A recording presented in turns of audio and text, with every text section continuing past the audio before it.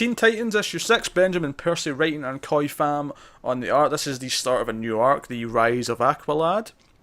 I had a lot of fun with this issue.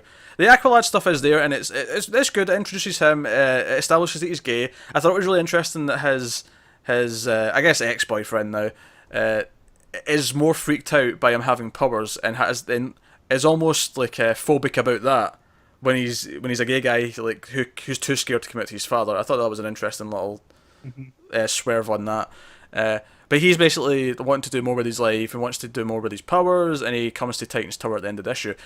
But the bulk of the issue, though, is that in the water in San Francisco, around San Francisco, where the Titan's Tower is. By the way, I love that they're the West Coast Titans. I think that's kind of funny. Yeah.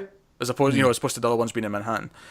But there's people dying in the water, and fish dying in the water. Things are dying in the water. And it's on the news as shark attacks.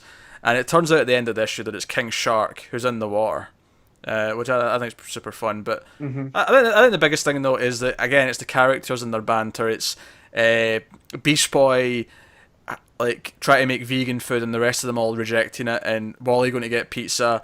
It's him arranging a news interview so that he can show this reporter around the building. And Beast Boy's such a, like, I don't want to say a prick because he's not a jerk about things, but he's so just forceful. Like in a way that Damien's not. Like they're great, like counterparts to each other. It's funny. I think what makes this show work though is the way he describes all the other Titans. The way he describes, like he describes Damien as what's the word he uses? I don't have the issue in front of me. Yeah, it's like he's I can't remember the word, but it was basically he's annoyed at everything. Yeah.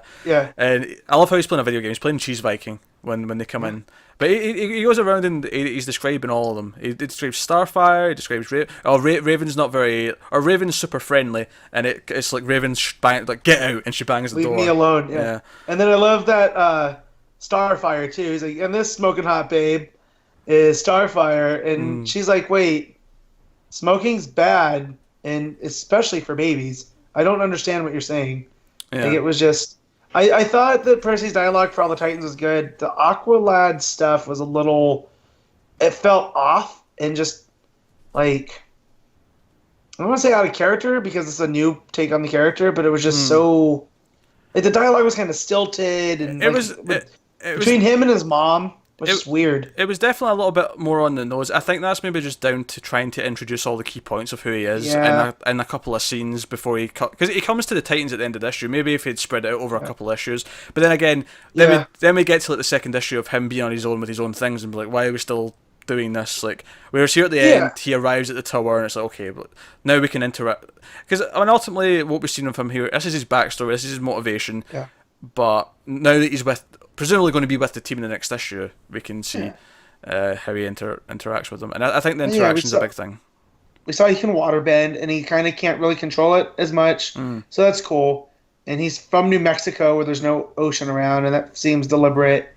Mom doesn't want to talk about the dad, so, like, everything's just, it's there. I just, again, the dialogue was... Well, would you want to talk about your Atlantean one-night stand? No. I don't know.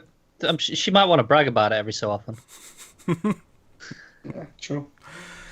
But no, it was really fun. All the stuff with Beast Boy showing them around, and then of course at the end they want to go out and investigate, and they take out a boat that Kid Flash is driving, and Beast Boy's in the water, and he's like, right, Beast Boy, we're just up here. Well, if something comes for you, we're just here. He's like, aye, up in your dry boat, and it's at the end of the issue when he jumps back up and like King Shark's chasing him, and that's when they all realise it.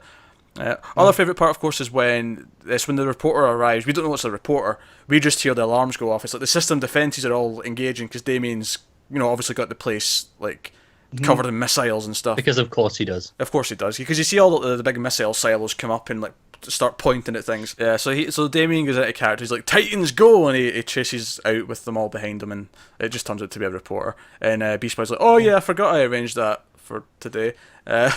So super amusing. Then also Beast Boy's responsibility for wanting to find her because she was there because of him. I like that too. So as much of a pushy prick he can be, because the reporter he still is a hero. Yeah, the reporter gets shark attacked. Right. On her way home or whatever. Also, a couple of small points. They did set up. I could have guessed this, but they don't actually know that he's Bruce Wayne's son because they don't know his Right. last name. Because someone says to him, "Why do you keep using our superhero names even when we're just us?" And he's like, "Because I'm professional." And then they ask, "Well, wait a minute, what is your last name anyway, Damien?" And it's like, "Oh yeah, you can't tell them that." Oh, no, super fun. I think Teen Titans is really bright and colourful, and the characters are all very poppy. Yeah. And I always look forward to reading it. It's always a nice, breezy, enjoyable read. It's perfect for. It's kind of like I'm not just saying this because they're both teen sort of characters, but like Super Sons kind of feels like that and this go perfect together. Is like in 2 different weeks. Like you want those spread out because they kind of fill the same void on their respective weeks. Yeah, So it's a little bit.